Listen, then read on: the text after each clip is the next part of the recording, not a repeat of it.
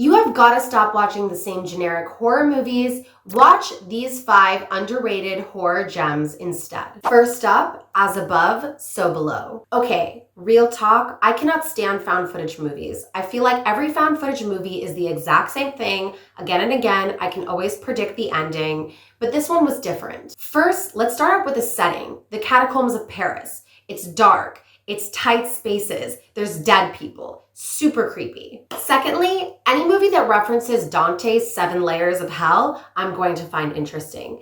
Maybe it's cheating for a movie to base their lore off something that's already existing in literature, but personally, I prefer it to an exposition dump any day of the week. Plus, the leading man is Jonah from Superstore or Ginsberg from Mad Men, as you might know him, and he's really cute, so that was a bonus for me. It's got some great scares in it, and I think it's worth the watch even if you're not a fan of found footage. Next up on my list is Cube. This hidden gem came out in the 90s, and I believe it's well worth the watch. First of all, you have a pretty unknown cast. This movie has some intense mystery to it that's never fully explained, just enough to keep you intrigued. It has a ragtag group of characters with all kinds of conflicting personalities, and they're all trying to escape this giant trap, this maze. And if you like Saw, you are going to love this movie because there are some seriously gruesome and creepy traps that the characters need to try and avoid. Now, the cast is mainly unknowns, which for me is a plus, but the acting can be a little bit hokey sometimes, which I feel like in the horror genre, you can really get away with.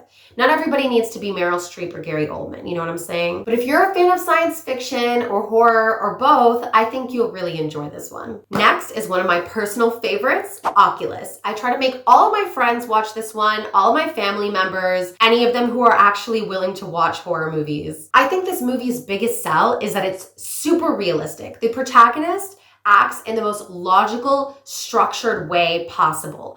And she's paired with another character who's a total skeptic. So their dynamic really works well off of each other. Plus, it stars every nerd's favorite Scottish redhead, Karen Gillan. The plot is a creepy ancient mirror that's killed everybody who's ever owned it. And if that doesn't sell you on this movie, then I can't help you. Gillan's character's determination to prove the supernatural aspects of the mirror make this absolutely delightful to watch. And when the horror sets in, you really feel it. My next pick is gonna be a little bit controversial, but hear me out. It's In the Tall Grass. Do you like schlocky horror with bizarre premises and weird supernatural entities that may or may not be based off of one of Stephen King's less popular stories? Then this one is for you. In this film, a brother and sister get lured into some mysterious tall grass and eventually discover that they can't get out of it. Listen, I fell in love with this movie the first time I saw it. It hits every single one of those old school horror beats for me.